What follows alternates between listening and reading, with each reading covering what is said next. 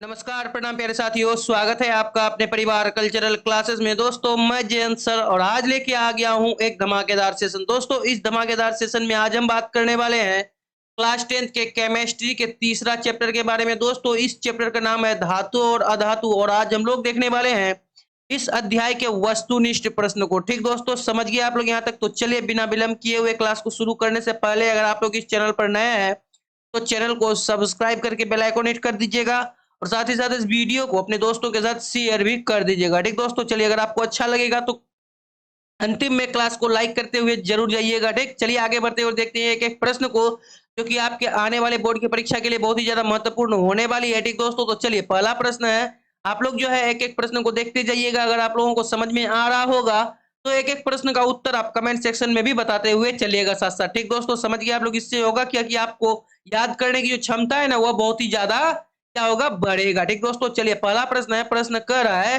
कि अमलगम एक मिश्र धातु है जिसमें एक धातु हमेशा कॉपर का रहता है, सिल्वर का रहता है, पारा का रहता है या फिर सोना का रहता है। तो चलिए फटाफट से बताइए कि अलगम एक मिश्र धातु है जिसमें हमेशा एक धातु किसका रहता है, फटाफट से बताइए। तो दोस्तों अलगम एक मिश्र धातु है जिसमें एक धातु हमेशा पारा का रहता है, याद रखिएगा। ठीक ना, समझ गए? किसका रहता है? पारा का रहता है, याद रखिएगा। समझ गए? चलिए आगे बढ़ते हैं, देखते हैं दूसरा प्रश्न जो कि आपके स्क्रीन पे साक्षात प्रस्तुत है। विकल्प के साथ जरा ध्यान दीजिएगा। चलिए दूसरा प्रश्न कर रहा है कि निम्न में से कौन सा पदार्थ ऑक्सीजन के संयोजन नहीं करता है। अर्थात प्रश्न है कि निम्न में से कौन सा पदार्थ है जो ऑक्सीजन से संयोजन नहीं करता है। तांबा, गोल्ड, जिंक या फिर पोटासियम। तो दोस्तों आप लोग सभी जानते हैं कि ये जो सोना है आपका, आप इसको हवा में रख दीजिए, ऑक्सीजन में रख दीजिए, इस पर जंग लगेगा भैया? बिल्कुल नहीं लगेगा। ठीक ना, जंग लगेगा? नहीं लगेगा। अगर आप उसी प्रकार से लोहे को रख देते हैं तो आपको देखने को मिलेगा कि इसमें जंग लगा हुआ रहेगा। ठीक ना, समझ गए? चलिए आगे बढ़ते हैं, देखते हैं तीसरा प्रश्न जो कि आपके स्क्रीन पे साक्षात प्रस्तुत है। तीसरा नंबर का प्रश्न कह रहा है, जरा ध्यान दीजिएगा कि कौन विद्युत का सर्वोत्तम सुचालक है। ठीक दोस्तों, कौन विद्युत का सर्वोत्तम सुचालक है? तो दोस्तों आपका जो एजी है, एजी बोले तो एल्यूमिनियम। ठीक दोस्तों, ये जो आपका एल्यूमिनियम है, चांदी है, वह विद्युत का सर्वोत्तम सुचालक होता है, याद रखिएगा। ठीक ना, कोई दिक्कत नहीं है, क्लियर है। चलिए आगे बढ़ते हैं, देखते हैं चौथा प्रश्न जो कि आपके स्क्रीन पे साक्षात प्रस्तुत है विकल्प के साथ। तो दोस्तों चौथा नंबर का प्रश्न कर रहा है कि बॉक्साइट निम्नलिखित में से किस धातु का मुख्य अयस्क है। दोस्तों बॉक्साइट किस धातु का मुख्य अयस्क होता है? लोहा का, कैल्शियम का, सोडियम का या फिर एल्यूमिनियम का? चलिए अगर आप लोग जानते हैं तो फटाफट से बताने की प्रयास कीजिए, अन्यथा मैं आपको शानदार तरीके से बताऊंगा कि बॉक्साइट जो है आपका वह एल्यूमिनियम का, किसका? एल्यूमिनियम का जो है मुख्य अयस्क होता है। कौन? बॉक्साइट, याद रखिएगा। ठीक दोस्तों, समझ गए चौथा प्रश्न। चलिए आगे बढ़ते हैं, देखते हैं पांचवा प्रश्न जो कि आपके स्क्रीन पे साक्षात प्रस्तुत है विकल्प के साथ। तो दोस्तों यहाँ पे दिया हुआ है कि निम्नांकित में कौन उपधातु है। दोस्तों उपधातु कौन कौन से होते हैं तो चलिए पहले हम आपको बता दें कि आपका जो उपधातु होता है वह कितना होता है। चलिए आप लोग जो है कॉपी कलम में जरा नोट करते हुए चलिएगा। पहला होगा आपका बोरॉन, दूसरा सिलिकॉन, तीसरा जर्मेनियम और चौथा जो है हो जाएगा आपका आर्सेनिक, पांचवा एंटीमनी और छठा क्या हो जाएगा, टेल्यूरियम और सातवां पोलोनियम। ठीक दोस्तों, ये जो आपका सात है वो आपका क्या है, उपधातु है, याद रखिएगा। और ये जो है यस भी जो है ना आपका भैया, यह आपका क्या है, एंटीमनी है। और हम आपको क्या बताए कि एंटीमनी उपधातु के अंतर्गत आ जाता है। ठीक दोस्तों, यह बात जो अभी हम आपको बताए वह सब चीज आप नोट कर लीजिएगा, उपधातु कौन कौन से हैं। ठीक ना, चलिए दोस्तों समझ गए आप लोग यहाँ तक 5 नंबर के प्रश्न को। चलिए आगे बढ़ते हैं, देखते हैं छठा प्रश्न जो कि आपके स्क्रीन पे साक्षात प्रस्तुत है विकल्प के साथ। जरा ध्यान दीजिएगा भैया, छठा नंबर का प्रश्न कर रहा है, क्या कर रहा है भैया। चलिए शुद्ध सोना को व्यक्त किया जाता है 24 कैरेट से, याद रखिएगा। ठीक ना, शुद्ध सोना को व्यक्त किया जाता है कैरेट से, लेकिन 24 कैरेट से। ठीक ना, समझ गए, कोई दिक्कत नहीं है। चलिए आगे बढ़ते देखते हैं सातवां प्रश्न जो कि आपके स्क्रीन पे साक्षात प्रस्तुत है विकल्प के साथ, जरा ध्यान दीजिएगा भैया। सातवां प्रश्न कर रहा है कि पीतल है धातु, अधातु, मिश्र धातु या फिर अपधातु। तो दोस्तों हम आपको बताना चाहेंगे ये जो आपका पीतल है ना भैया, वो आपका मिश्र धातु है, याद रखिएगा। ठीक ना, क्लियर है, कोई दिक्कत नहीं है। चलिए आगे बढ़ते हैं, देखते हैं आठवां प्रश्न जो कि आपके स्क्रीन पे साक्षात प्रस्तुत है विकल्प के साथ, जरा ध्यान दीजिएगा भैया। 8 नंबर का प्रश्न है, प्रश्न करा भैया, क्या करा, जरा ध्यान दीजिएगा कि निम्नलिखित में से किसे चाकू से काटा जा सकता है। तो दोस्तों आप लोग सभी जानते हैं कि चाकू से काटे जाने वाला मेटल जो है वह एक सोडियम ही है, लेकिन उसके अलावा और दो है, एक तो है लिथियम, ठीक ना, और दूसरा हो जाएगा आपका पोटेशियम। ठीक दोस्तों, समझ गए शानदार तरीके से, यानी कि चाकू से काटे जाना काटे जाने वाला पदार्थ हमको 3 अब तक मिला है। एक है आपका लिथियम, दूसरा सोडियम और तीसरा पोटेशियम, याद रखिएगा, ठीक ना। क्लियर है, कोई दिक्कत नहीं है। चलिए आगे बढ़ते हैं, देखते हैं 9 नंबर का प्रश्न जो कि आपके स्क्रीन पे साक्षात प्रस्तुत है विकल्प के साथ। जरा ध्यान दीजिएगा भैया। चलिए 9 नंबर का प्रश्न है, प्रश्न कर रहा है, क्या कर रहा है, जरा ध्यान दीजिएगा कि निम्न में से कौन आयनिक यौगिक है। तो दोस्तों यहाँ पे जो आपका आयनिक यौगिक है ना भैया, वह CaCl2 है। इसका जो नाम है भैया वह क्या है, कैल्शियम क्लोराइड। ठीक दोस्तों, समझ गए आप लोग शानदार तरीके से। कैल्शियम क्लोराइड जो है आपका वह आयनिक यौगिक है, याद रखिएगा, ठीक ना, कोई दिक्कत नहीं है। चलिए आगे देखते हैं 10 नंबर का प्रश्न जो कि आपके स्क्रीन पे साक्षात प्रस्तुत है विकल्प के साथ, जरा ध्यान दीजिएगा। तो चलिए भैया 10 नंबर का प्रश्न है, प्रश्न कर रहा है, क्या कर रहा है भैया, आइए ध्यान देते हैं कि निम्न में कौन अधातु है। तो दोस्तों यहाँ पे जो अधातु है, बल्कि यह भी लोहा, यह भी आपका धातु है, लेकिन यह कार्बन जो है ना भैया C, जिसका परमाणु संख्या 6 होता है, वह आपका अधातु है, याद रखिएगा। और ये जो एल्यूमिनियम दिया हुआ है यह भी आपका क्या है, धातु ही है। और यह जो Au आपका दिया हुआ है यह भी आपका धातु ही है। ठीक दोस्तों, समझ गए आप लोग शानदार तरीके से, कोई दिक्कत नहीं है, डाउट क्लियर है। अगर कहीं भी डाउट हो तो बताइएगा जरूर। ठीक दोस्तों, चलिए आगे बढ़ते हैं, देखते हैं 11 नंबर का प्रश्न जो कि आपके स्क्रीन पे साक्षात प्रस्तुत है विकल्प के साथ, जरा ध्यान दीजिएगा। तो दोस्तों 11 नंबर का प्रश्न कर रहा है कि सक्रियता श्रेणी में हाइड्रोजन के ऊपर के धातु को क्या कहते हैं, यानी कि वह क्या बनाता है, क्या करता है, ठीक ना। सक्रियता श्रेणी में हाइड्रोजन के ऊपर जो धातु होता है ना भैया, वह जो है आपका क्या करता है, वह करता यही है कि अम्लों से अभिक्रिया कर हाइड्रोजन गैस बनाते हैं। ठीक दोस्तों, समझ गए आप लोग शानदार तरीके से, कोई दिक्कत नहीं है, क्लियर है। चलिए आगे बढ़ते हैं, देखते हैं 12 नंबर का प्रश्न जो कि आपके स्क्रीन पे साक्षात प्रस्तुत है विकल्प के साथ, जरा ध्यान दीजिएगा। भैया 12 नंबर का प्रश्न खड़ा है कि उच्च विद्युत धनात्मकता के कारण धातु के परमाणु बनते हैं धनायन, ऋणायन, उदासीन आयन या फिर ससंयोजक बंधन। तो दोस्तों हम आपको बताना चाहेंगे इस प्रश्न का उत्तर शानदार तरीके से कि उच्च विद्युत धनात्मक के कारण धातु के परमाणु संख्या जो है वह धनात्मक बनता है, सॉरी धनायन बनता है, याद रखिएगा। ठीक दोस्तों, क्लियर है। चलिए आगे बढ़ते हैं, देखते हैं 13 नंबर का प्रश्न जो कि आपके स्क्रीन पे साक्षात प्रस्तुत है विकल्प के साथ, जरा ध्यान दीजिएगा भैया। तो चलिए 13 नंबर का प्रश्न कर रहा है, धातु के ऑक्साइड सामान्यतः क्या होते हैं, अम्लीय होते हैं, क्षारीय होते हैं, उभयधर्मी होते हैं या फिर उदासीन होते हैं। चलिए अगर आप लोगों को पता है तो फटाफट से आप कमेंट सेक्शन में बताने की प्रयास कीजिए कि धातु के ऑक्साइड सामान्यतः क्या होते हैं। अन्यथा मैं आपको शानदार तरीके से बताऊंगा कि धातु के जो ऑक्साइड होते हैं ना भैया, वह सामान्यतः क्षारीय होते हैं, याद रखिएगा। ठीक दोस्तों, समझ गए, क्लियर है, कोई दिक्कत नहीं है। चलिए आगे बढ़ते हैं, देखते हैं 14 नंबर का प्रश्न जो कि आपके स्क्रीन पे साक्षात प्रस्तुत है विकल्प के साथ, जरा ध्यान दीजिएगा। भैया 14 नंबर का प्रश्न कर रहा है, क्या कर रहा है, आइए जरा ध्यान दीजिए कि अयस्क से चुंबकीय अशुद्धियों को दूर करने के लिए जो विधि प्रयुक्त की जाती है वह कौन सी विधि है, हाथ से चुनने वाली विधि या फिर गुरुत्व पृथक्करण विधि या फिर फेन प्लवन विधि या फिर चुंबकीय पृथक्करण। तो दोस्तों ऑफकोर्स ही क्या होगा, यह जो अयस्क से चुंबकीय अशुद्धियों को दूर करने के लिए किया जाता है। तो चुंबक के ज्यों ही लगा हुआ रहेगा तो भैया आप तुरंत ही समझ जाइएगा कि यह जो मेरा विधि है वह चुंबकीय पृथक्करण विधि है, ठीक ना, समझ गए, कोई दिक्कत नहीं है, क्लियर है। चलिए आगे बढ़ते हैं, देखते हैं 15 नंबर का प्रश्न जो कि आपके स्क्रीन पे साक्षात प्रस्तुत है विकल्प के साथ, जरा ध्यान दीजिएगा भैया। चलिए 15 नंबर का प्रश्न कर रहा है कि सल्फाइड अयस्कों का सांद्रण किया जाता है हाथ से चुनकर या फिर निक्षालन द्वारा या फिर फेन प्लवन द्वारा या फिर निस्तापन द्वारा। तो दोस्तों हम आपको बताना चाहेंगे इसका उत्तर शानदार तरीके से कि सल्फाइड अयस्कों का जो सांद्रण किया जाता है भैया वह किसके द्वारा किया जाता है, तो वह सल्फाइड अयस्कों का सांद्रण फेन प्लवन विधि द्वारा किया जाता है, याद रखिएगा, क्लियर है। कोई दिक्कत नहीं है। चलिए आगे बढ़ते हैं, देखते हैं 16 नंबर का प्रश्न जो कि आपके स्क्रीन पे साक्षात प्रस्तुत है विकल्प के साथ, जरा ध्यान दीजिएगा। भैया 16 नंबर का प्रश्न है, प्रश्न कर रहा है, क्या कर रहा है भैया 16 नंबर का प्रश्न कि निम्नलिखित में से कौन एल्यूमिनियम का मिश्र धातु है। दोस्तों आपको 4 विकल्प दिया हुआ है, इन 4 विकल्प में से आपको बताना है कि कौन एल्यूमिनियम का मिश्र धातु है। आपका ऑप्शन है मैग्नीशियम, दूसरा ऑप्शन है जर्मन सिल्वर, तीसरा ऑप्शन है पीतल और चौथा ऑप्शन है कांसा। चलिए बताने की प्रयास कीजिएगा कि कौन एल्यूमिनियम का मिश्र धातु है। तो चलिए दोस्तों हम आपको बताना चाहेंगे अभी यहाँ पे, यह जो आपका क्या है मैग्नीशियम है ना भैया, मैग्नीशियम यह आपका एल्यूमिनियम का मिश्र धातु होता है, ठीक ना, क्लियर है, कोई दिक्कत नहीं है। चलिए आगे बढ़ते हैं, देखते हैं 17 नंबर का प्रश्न जो कि आपके स्क्रीन पे साक्षात प्रस्तुत है विकल्प के साथ, जरा ध्यान दीजिएगा भैया। चलिए 17 नंबर का प्रश्न कर है कि कॉपर का निष्कर्षण मुख्यतः किस अयस्क से किया जाता है। दोस्तों कॉपर का निष्कर्षण जो है आपका वह कॉपर कॉपर पायराइड्स के द्वारा किया जाता है, अर्थात CuFeS2। ठीक दोस्तों याद रखिएगा, कॉपर का निष्कर्षण कॉपर पायराइड्स, ठीक ना, उसके द्वारा उसका क्या किया जाता है, निष्कर्षण किया जाता है, ठीक ना, समझ गए आप लोग शानदार तरीके से, कोई दिक्कत नहीं है। चलिए आगे बढ़ते हैं, देखते हैं 18 नंबर का प्रश्न जो कि आपके स्क्रीन पे साक्षात प्रस्तुत है। तो दोस्तों 18 नंबर का प्रश्न है, प्रश्न कर रहा है भैया, क्या कर रहा है कि किसी अधातु के परमाणु के बाह्यतम शेल में इलेक्ट्रॉनों की संख्या होती है? तो दोस्तों किसी अधातु के परमाणु के बाह्यतम शेल में, किसके? अधातु के, धातु का नहीं कर रहा है, अधातु का कर रहा है। तो दोस्तों यहाँ पे अधातु का जो हो जाएगा आपका, वह पहले 4 5 6 7 8 होता है, ठीक ना, समझ गए आप लोग। एक क्रमानुसार होता है, जैसे पहले 4 आ गया, उसके बाद 5 6 7 8, ठीक, 4 से शुरू होगा और 8 पे जाके समाप्त हो जाएगा। वह अधातु के परमाणु के बाह्यतम शेल में इलेक्ट्रॉनों की संख्या होती है। क्लियर है, कोई दिक्कत नहीं है। चलिए आगे बढ़ते हैं, देखते हैं 18 के बाद 19 नंबर का प्रश्न, जो कि आपके स्क्रीन पे साक्षात प्रस्तुत है विकल्प के साथ, जरा ध्यान दीजिएगा भैया। चलिए 19 नंबर का प्रश्न है, प्रश्न कर रहा है, क्या कर रहा है, जरा ध्यान दीजिएगा।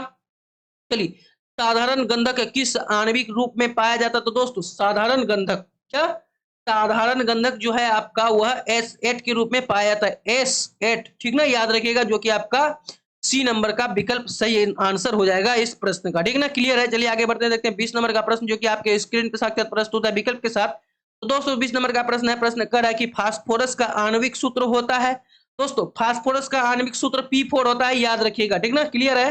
क्लियर है कि नहीं है? बिल्कुल क्लियर है। चलिए आगे बढ़ते हैं, देखते हैं अगला प्रश्न, जो कि आपके स्क्रीन पर साक्षात प्रस्तुत है विकल्प के साथ, जरा ध्यान दीजिएगा भैया। देखिए 21 नंबर का प्रश्न है, प्रश्न कर रहा है कि सोना निम्नलिखित में से किस द्रव में घुला जाता है?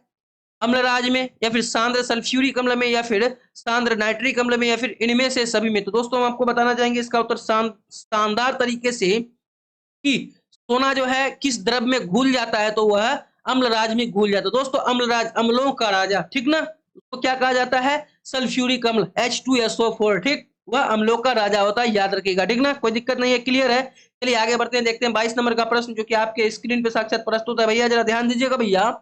चलिए 22 नंबर का प्रश्न है, प्रश्न कर रहा है कि कौन सा अधातु कमरे के ताप पर द्रव अवस्था में पाया जाता है? तो दोस्तों वह एक पारा ही है जो कमरे के ताप पर द्रव अवस्था में पाया जाता है, ठीक दोस्तों, समझिए आप लोग। शानदार तरीके से क्या बताया अभी हम आपको कि कौन सा धातु, सॉरी कौन सा धातु होता तब पारा होता, लेकिन यहाँ पे कौन सा अधातु है जो कमरे के ताप पर द्रव अवस्था में पाया जाता। तो दोस्तों यह जो है आपका ब्रोमीन, यह अधातु है, यह आपका ब्रोमीन, ठीक ना, और यह अधातु कमरे के ताप पर द्रव अवस्था में पाया जाता है। जब आपका धातु होता तब आपका पारा होता, ठीक ना, समझ गया, कोई दिक्कत नहीं है, क्लियर है।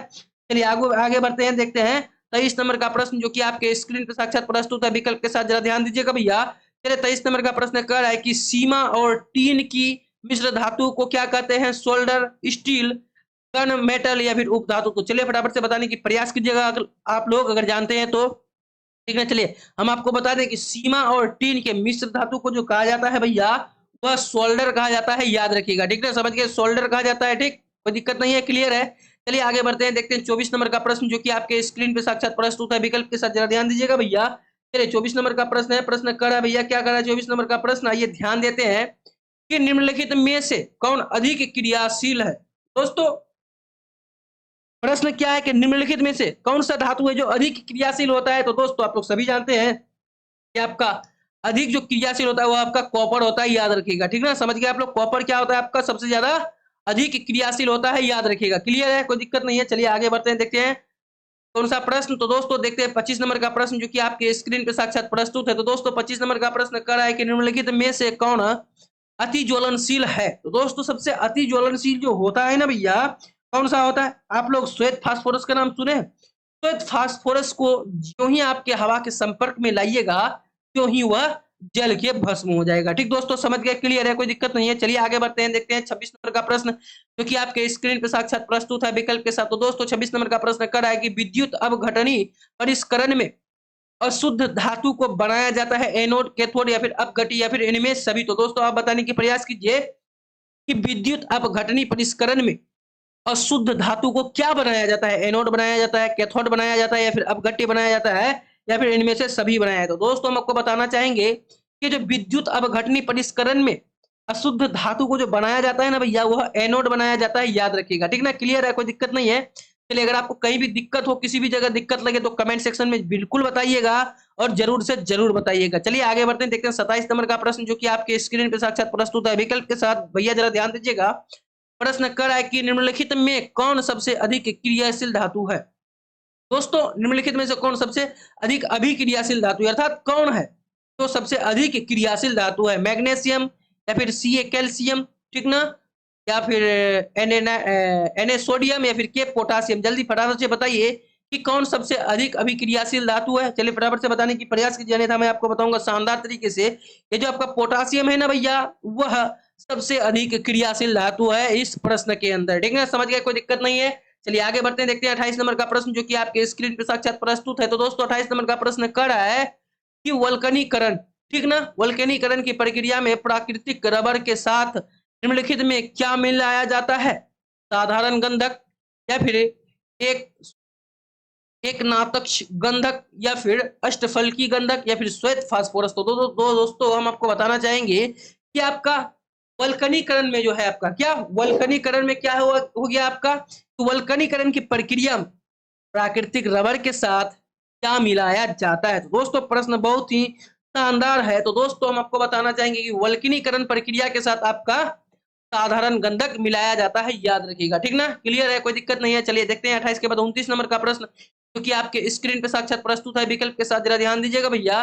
प्रश्न कर रहा है कि 1 ग्राम सोने से कितना लंबा तार बनाया जा सकता है? तो दोस्तों 1 ग्राम सोने से जो है ना आपका, वह 2 किलोमीटर तक लंबा तार बनाया जा सकता है, याद रखिएगा। ठीक ना, कोई दिक्कत नहीं है। चलिए आगे बढ़ते हैं, देखते हैं 30 नंबर का प्रश्न जो कि आपके स्क्रीन पे साक्षात प्रस्तुत है विकल्प के साथ। जरा ध्यान दीजिएगा भैया। 30 नंबर का प्रश्न कर रहा है कि कमरे के ताप पर मरकरी धातु किस अवस्था में पाई जाती है? तो दोस्तों द्रव अवस्था में पाई जाते हैं। हालांकि यह प्रश्न हम लोग पहले देखे हैं, लेकिन प्रश्न पूछने का तरीका अलग है और यह प्रश्न भी अलग है। ठीक ना, क्या करें कि कमरे के ताप पर कौन सा धातु द्रव अवस्था में पाया जाता है? तो दोस्तों मरकरी यानी कि पारा। अर्थात फिर वही क्वेश्चन यहाँ पे घुमा के पूछा है कि कमरे के ताप पर मरकरी धातु जो है किस अवस्था में पाया जाता है? तो दोस्तों द्रव अवस्था में पाया जाता है, आप लोग सभी जानते हैं। चलिए आगे बढ़ते हैं, देखते हैं 31 नंबर का प्रश्न जो कि आपके स्क्रीन पे साक्षात प्रस्तुत है विकल्प के साथ। जरा ध्यान दीजिएगा भैया। 31 नंबर का प्रश्न करा है कि व्यावसायिक स्तर पर एल्यूमिनियम धातु का निष्कर्षण किस अयस्क से किया जाता है? किस अयस्क से किया जाता है भैया? आप लोग फटाफट से बताइए कि के कारण व्यावसायिक स्तर पर एल्यूमिनियम धातु का निष्कर्षण किस अयस्क से किया जाता है? क्रायोलाइट के द्वारा, या फिर बॉक्साइट के द्वारा, या फिर कोरंडम के द्वारा, या फिर इनमें से कोई नहीं। तो दोस्तों आप लोग बॉक्साइट का नाम सुने हैं, किसका नाम? बॉक्साइट का नाम। वो जो बॉक्साइट है आपका क्या होता है भैया, कि व्यावसायिक स्तर पर एल्यूमिनियम धातु का निष्कर्षण जो होता है वह बॉक्साइट अयस्क से किया जाता है। ठीक ना, क्लियर है, कोई दिक्कत नहीं है। चलिए आगे बढ़ते हैं, देखते हैं 32 नंबर का प्रश्न जो कि आपके स्क्रीन पर साक्षात प्रस्तुत है विकल्प के साथ। जरा ध्यान दीजिएगा भैया। 32 नंबर का प्रश्न है, प्रश्न कर रहा है, क्या कर रहा है, जरा ध्यान देने वाली बात है कि लोहे के निष्कर्षण में चूना पत्थर कैल्शियम सिलिकेट, कौन सा? कैल्शियम सिलिकेट एक यौगिक बनाता है। यह यौगिक क्या कहलाता है भैया? तो दोस्तों यह जो यौगिक कहलाता है आपका, वह धातुमल कहलाता है, याद रखिएगा। ठीक दोस्तों, समझ के, धातुमल कहते हैं किसको है? लोहे के निष्कर्षण में चूना पत्थर कैल्शियम सिलिकेट एक यौगिक बनाता है, जिसे धातु मल कहा जाता है। ठीक दोस्तों, क्लियर है, कोई दिक्कत नहीं है। चलिए आगे बढ़ते हैं, देखते हैं 33 नंबर का प्रश्न जो कि आपके स्क्रीन पे साक्षात प्रस्तुत है विकल्प के साथ। तो दोस्तों 33 नंबर का प्रश्न है, प्रश्न करा है कि किसी तत्व के गुणधर्म के 2 या 2 से अधिक विभिन्न रूपों में प्रस्तुतिकरण तत्व की क्या कहलाती है? तो दोस्तों किसी तत्व के गुणधर्म या धर्म का दोष या सॉरी सॉरी सॉरी सॉरी किसी तत्व के गुणधर्म का 2 या 2 से अधिक विभिन्न रूपों में प्रस्तुतिकरण तत्व की क्या कहलाती है? अपरूपता, या फिर समावेवता, या फिर समरूपता, या फिर उभय धर्मीयता। तो दोस्तों हम आपको बताना चाहेंगे इस प्रश्न का उत्तर शानदार तरीके से कि किसी तत्व के गुणधर्म का 2 या 2 से अधिक विभिन्न रूपों में प्रस्तुतिकरण तत्व की जो कहलाता है वह अपरूपता कहलाता है, याद रखिएगा। ठीक दोस्तों, जो कि आपका ए नंबर का विकल्प में दिया हुआ है और इसका सही आंसर यही हो जाएगा। ठीक ना, क्लियर है। चलिए आगे बढ़ते हैं, देखते हैं 34 नंबर का प्रश्न जो कि आपके स्क्रीन पे साक्षात प्रस्तुत है विकल्प के साथ। तो दोस्तों जरा ध्यान दीजिएगा। 34 नंबर का प्रश्न कह रहा है कि धातुओं की प्रकृति होती है, धातुओं की प्रकृति कैसा होता है? विद्युत धनात्मक, या फिर विद्युत ऋणात्मक, या फिर उदासीन, या फिर कोई नहीं। तो दोस्तों अगर आप लोग जानते हैं कि धातुओं की प्रकृति कैसे होती है, फटाफट से बताने की प्रयास कीजिए, अन्यथा मैं आपको शानदार तरीके से बताऊंगा कि धातुओं की जो प्रकृति होती है भैया वह होती कैसी है। तो दोस्तों आप लोग जानने के लिए उत्सुक है बहुत ही शानदार तरीके से। चलिए धातु की जो प्रकृति होती है ना भैया, वह विद्युत धनात्मक होता है, याद रखिएगा। ठीक ना, क्लियर है, कोई दिक्कत नहीं है। चलिए आगे बढ़ते हैं, देखते हैं 35 नंबर का प्रश्न जो कि आपके स्क्रीन पे साक्षात प्रस्तुत है विकल्प के साथ। जरा ध्यान दीजिएगा भैया। 35 नंबर का प्रश्न कर रहा है कि लोहा एवं इस्पात को जंग से सुरक्षित रखने के लिए उन पर किस धातु की पतली परत चढ़ाई जाती है? तो दोस्तों उस धातु पर जो है ना आपका की पतली परत चढ़ाई जाती है, तो जिंक का। ठीक ना, याद रखिएगा, जिंक का। ठीक, समझ गए, कोई दिक्कत नहीं है। क्लियर है? चलिए आगे बढ़ते हैं, देखते हैं 36 नंबर का प्रश्न जो कि आपके स्क्रीन पे साक्षात प्रस्तुत है विकल्प के साथ। तो दोस्तों 36 नंबर का प्रश्न है, प्रश्न कर रहा है कि किस रासायनिक यौगिक को गर्म करने पर प्लास्टर ऑफ पेरिस प्राप्त किया जाता है? तो दोस्तों विरंजक चूर्ण या फिर जिप्सम या फिर चूना पत्थर या फिर कच्चा चूना। तो दोस्तों अगर आप लोग जानते हैं कि किस रासायनिक यौगिक को गर्म करने पर प्लास्टर ऑफ पेरिस प्राप्त किया जा सकता है, आपके पास 4 विकल्प दिया हुआ है, आप इन 4 विकल्प में से बताइए कौन सा विकल्प सही होगा। तो दोस्तों इसका जो है सही विकल्प जो हो जाएगा आपका वह जिप्सम हो जाएगा। ठीक दोस्तों, समझ गए आप लोग शानदार तरीके से, यानी कि जिप्सम को गर्म करने पर वह प्लास्टर ऑफ पेरिस प्राप्त होता है। ठीक ना, क्लियर है? चलिए आगे बढ़ते हैं, देखते हैं 37 नंबर का प्रश्न जो कि आपके स्क्रीन पे साक्षात प्रस्तुत है विकल्प के साथ। जरा ध्यान दीजिएगा भैया। चलिए 37 नंबर का प्रश्न है, क्या कर रहा है, जरा ध्यान देने वाली बात है कि अभिक्रियाशीलता के इस क्रम में कौन सा क्रम सही है? तो दोस्तों आप जरा सी नंबर पे ध्यान दीजिएगा, मैग्नीशियम, एल्यूमिनियम, जिंक और लोहा, यह जो है आपका अभिक्रियाशीलता के श्रेणी में वह क्रम सही होता है। ठीक ना, समझ गए आप लोग शानदार तरीके से। पहले मैग्नीशियम होगा, उसके बाद एल्यूमिनियम होगा, उसके बाद जिंक होगा, उसके बाद एफिल होगा। ठीक दोस्तों, समझ गए, क्लियर है, कोई दिक्कत नहीं है। ठीक, चलिए आगे बढ़ते हैं, देखते हैं 38 नंबर का प्रश्न जो कि आपके स्क्रीन पे साक्षात प्रस्तुत है विकल्प के साथ। दोस्तों 38 नंबर का प्रश्न कह रहा है कि एक्वारेजिया यानी कि रॉयल जल किस अनुपात में सांद्र हाइड्रोक्लोरिक अम्ल एवं सांद्र नाइट्रिक अम्ल का ताजा मिश्रण होता है? दोस्तों रॉयल जल किस अनुपात में, दोस्तों आप लोग फटाफट से बताइए कि किस अनुपात में रॉयल जल जो है वह सांद्र हाइड्रोक्लोरिक अम्ल एवं सांद्र नाइट्रिक अम्ल का ताजा मिश्रण होता है। चलिए किस अनुपात में होता है? तो दोस्तों ये जो आपका अनुपात होता है ना भैया, वह 3:1 होता है, जो कि आपका सी नंबर का विकल्प में दिया हुआ है, और इसका सही आंसर सी नंबर का विकल्प ही हो जाएगा। ठीक ना, क्लियर है? चलिए आगे बढ़ते हैं, देखते हैं 39 नंबर का प्रश्न जो कि आपके साक्षात प्रस्तुत है विकल्प के साथ।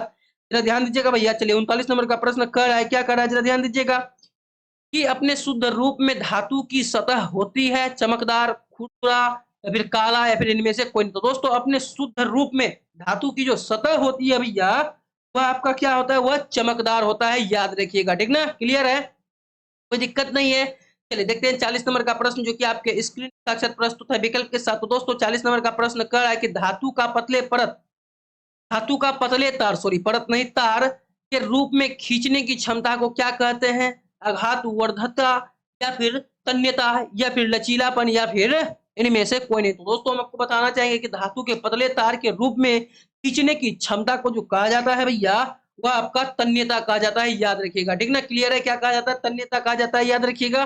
चलिए बताएं 41 नंबर का प्रश्न और जो कि आपके स्क्रीन पे साक्षात प्रस्तुत है विकल्प के साथ। जरा ध्यान दीजिएगा कि कुछ धातुओं को पीटकर पतली चादर बनाया जाता है, इस गुणधर्म को क्या कहते हैं? तो दोस्तों इस गुणधर्म को जो कहते हैं भैया, वह क्या कहते हैं, आघात वर्ध्यता कहते हैं। ठीक ना, समझ गए आप लोग, उस पर आघात कर रहा है, मार रहा है, पीट रहा है, तब जाके वह फैल रहा है, चादर बन रहा है। ठीक ना, समझ गए। चलिए आगे बढ़ते हैं, देखते हैं 42 नंबर का प्रश्न जो कि आपके स्क्रीन पे साक्षात प्रस्तुत है। तो दोस्तों 42 नंबर का प्रश्न कर रहा है कि जो धातुएं कठोर सतह से टकराने पर आवाज उत्पन्न करती है उन्हें क्या कहा जाता है?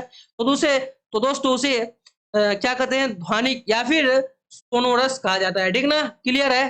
ठीक, यानी कि कहने का अर्थ ये है कि जो भी धातु किसी भी सतह से टकराकर आवाज उत्पन्न करती है उन्हें ध्वनिक कहा जाता है, याद रखिएगा। ठीक ना, समझ गए, अर्थात उससे ध्वनि उत्पन्न होता है तो ध्वनिक नाम रख दिया गया उसका। क्लियर है, चलिए आगे बढ़ते देखते हैं 43 नंबर का प्रश्न जो कि आपके स्क्रीन पे साक्षात प्रस्तुत है विकल्प के साथ। जरा ध्यान दीजिएगा भैया। चलिए 43 नंबर का प्रश्न कर रहा है, क्या कर रहा है कि सबसे अधिक तन्य धातु कौन है? तो दोस्तों सोना का नाम सुने ही आप लोग, उसी तरह सबसे अधिक तन्य धातु, उसको सबसे ज्यादा ताना जाता है। ठीक ना, समझ गए, और यह सोना जो है सबसे अधिक तन्य धातु होता है। ठीक ना, क्लियर है। चलिए आगे बढ़ते हैं, देखते हैं 44 नंबर का प्रश्न जो कि आपके स्क्रीन पे साक्षात प्रस्तुत है विकल्प के साथ। जरा ध्यान दीजिएगा भैया। चलिए 44 नंबर का प्रश्न कर रहा है कि इनमें से कौन अधातु होते हुए भी चमकीला होता है? तो दोस्तों आप लोग आयोडीन का नाम सुने हैं, आयोडीन एक ऐसा अधातु है जो कि अधातु होने पर में चमक पाया जाता है। हालांकि कोई भी अधातु होता है उसमें चमक पाया नहीं जाता है, लेकिन आयोडीन एक ऐसा अधातु है जो चमकता है। ठीक ना, क्लियर है। आगे बढ़ते हैं, देखते हैं 45 नंबर का प्रश्न जो कि आपके स्क्रीन पे साक्षात प्रस्तुत है। तो दोस्तों 45 नंबर का प्रश्न कर है, जरा ध्यान दीजिएगा कि सबसे कठोर प्राकृतिक पदार्थ कौन है? तो दोस्तों सबसे कठोर प्राकृतिक पदार्थ जो होता है भैया, वो आपका डायमंड होता है, अर्थात कहने का अर्थ यही हुआ कि हीरा होता है। ठीक ना, क्लियर है। चलिए आगे बढ़ते हैं, देखते हैं अगला प्रश्न जो कि आपके आज के इस सेशन का अंतिम प्रश्न है जो कि आपके स्क्रीन पे ये रहा विकल्प के साथ। तो दोस्तों इस अंतिम प्रश्न को भी उसी प्रकार से प्यार दीजिए जो आप पहला प्रश्न को दिए थे, ठीक ना। चलिए 46 नंबर का प्रश्न कर है कि एल्यूमिनियम पर मोटी ऑक्साइड की परत बनाने की प्रक्रिया को क्या कहते हैं? एथोडीकरण या फिर कैथोडीकरण या फिर दोनों या फिर इनमें से कोई नहीं। तो दोस्तों एल्यूमिनियम पर मोटी ऑक्साइड की परत बनाने की प्रक्रिया को जो कहा जाता है भैया वो आपका एथोडीकरण कहा जाता है, याद रखिएगा, ठीक ना। क्लियर है, कोई दिक्कत नहीं है, समझ गए आप लोग। शानदार तरीके से एथोडीकरण कहते हैं एल्यूमिनियम पर मोटी ऑक्साइड की परत बनाने की प्रक्रिया को, ठीक। क्लियर है, कोई दिक्कत नहीं है। तो चलिए दोस्तों आपको जो है शानदार तरीके से आज के इस सेशन में धातु और अधातु चैप्टर का वस्तुनिष्ठ प्रश्न क्लियर कर दिया गया है, ठीक। अगर आपको कहीं भी दिक्कत हो, किसी भी जगह दिक्कत हो तो कमेंट में बेझिझक पूछ सकते हैं। आपके द्वारा पूछा गया हर एक प्रश्न का उत्तर आपको शानदार तरीके से मिल जाएगा, ठीक ना। क्लियर है। तो चलिए दोस्तों आज का क्लास आपको कैसा लगा कमेंट में जरूर से बताइएगा। और दोस्तों सिर्फ आपको 46 प्रश्न ऐसे ही नहीं बताया गया है, आप लोग सभी जानते हैं। इसके बाद आपको आंसर भी शानदार तरीके से दिया जाता है 46 के 46 प्रश्न का, ठीक ना। क्लियर है। तो दोस्त लोग चलिए अगर आप लोग अब तक कल्चरल क्लासेस के इन सारे प्लेटफॉर्म से नहीं जुड़े हैं तो भैया जुड़ जाइए। और ये जो पीडीएफ है आप लोग जो है वो सॉरी डिस्क्रिप्शन बॉक्स से तो आप लोग डाउनलोड कर ही सकते हैं। साथ साथ अगर यहाँ आप व्हाट्सएप में जुड़ जाते हैं, टेलीग्राम में जुड़ जाते हैं तो आपको नोटिफिकेशन का क्या रहेगा, ध्यान रहेगा, ठीक ना। समझ गया। तो चलिए दोस्त लोग ये जो पीडीएफ है आपको मैं नीचे डिस्क्रिप्शन बॉक्स में दे दूंगा, आप वहां से जाके शानदार तरीके से अपने पढ़ाई को अपने पढ़ाई को जारी रखिएगा और पीडीएफ को शानदार तरीके से डाउनलोड कर लीजिएगा, ठीक ना। चलिए तो दोस्तों आज के क्लास को यहीं पे विराम देते हैं। चलिए विराम देने से पहले अगर आप लोग यहाँ तक क्लास को कर चुके हैं तो इस क्लास को कर दीजिए लाइक, कर दीजिए अपने दोस्तों के साथ शेयर। अगर चैनल पर पहली बार है तो चैनल को सब्सक्राइब करके बेल आइकन हिट कर दीजिएगा, ठीक। तो चलिए आज के क्लास को यहीं पे विराम देते हैं, फिर मिलते हैं कल नए उमंग और उत्साह के साथ और एक नए चैप्टर के साथ। तब तक के लिए सभी दोस्तों को राधे राधे।